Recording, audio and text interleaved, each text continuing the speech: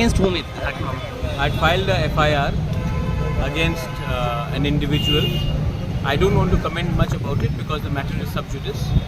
Lekin this is regarding calling our people, calling me Chinese party, Chinese dalal, Chinese auntie, referring to our community.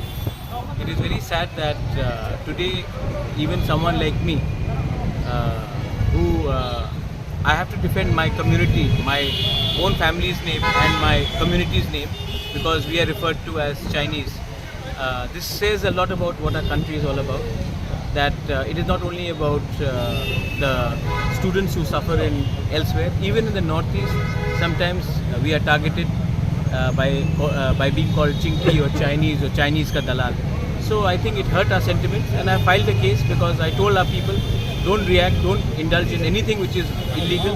There is a court, and we will take it to the court and have a justice given to us through the legal channels. So that's why we have come here. We have filed the case, and we are fully hopeful that the court will deliver justice to all of us. Thank you. Thank you, sir.